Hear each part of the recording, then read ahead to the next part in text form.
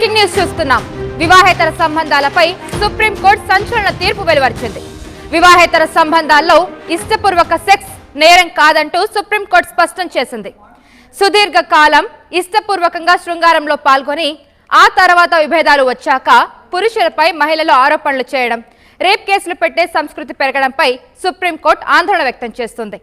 పెళ్లి చేసుకుంటారన్న హామీతోనే ఖచ్చితంగా శారీరక సంబంధం పెట్టుకుంటారని చెప్పలేమన్న సుప్రీంకోర్టు ముంబైలో ఒక వివాహితుడిపై 7 ఏళ్ల క్రితం వీడియో పెట్టిన కేసును కొట్టేసింది సుప్రీంకోర్టు.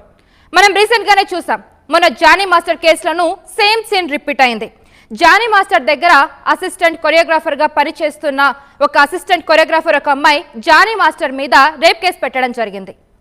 నార్మల్ గా మంచిగా సన్నిహితంగా ఉండి ఇష్టపూర్వకంగా కలిసి ఉండి ఆ తర్వాత విభేదాలు వచ్చాక ఇలా రేప్ కేసులు పెట్టడంపై సుప్రీంకోర్టు ఆందోళన వ్యక్తం చేసింది.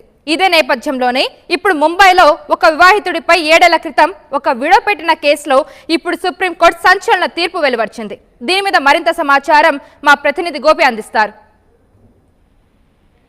కౌశల్య, వివాహేతర సంబంధాలపైన సుప్రీంకోర్టు మరోసారి చెప్పడం జరిగింది. జస్టిస్ వివి నాగరత్నం, కోటేశ్వర్ సింగ్ ధర్మాసనం ఈ రకమైన తీర్పునిచ్చింది. అయితే ముంబైలో కర్గర్ స్టేషన్ లో ఓ వివాహితుడిపై ఒక వీడియో పెట్టిన కేసులో ప్రధానంగా ఈ యొక్క తీర్పునియడం జరిగింది. తన భర్త చనిపోయిన తర్వాత ఇతనితోటి ఇద్దరు కూడా కలిసి కొన్ని రోజులు సహజీవనం చేయడం జరిగింది.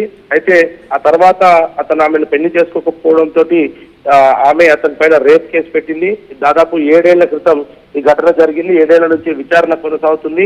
అయితే ప్రస్తుతం దీనిపైన జస్టిస్ నాగరత్నం, కోటేశ్వరరావు సింగ్ ధర్మాసనం ఖచ్చితంగా వివాహం చేసుకుంటారు అన్న హామీతోటే వీళ్ళిద్దరు కూడా కలిసి లేరు అన్న అభిప్రాయాన్ని కూడా వ్యక్తం చేయడం జరిగింది.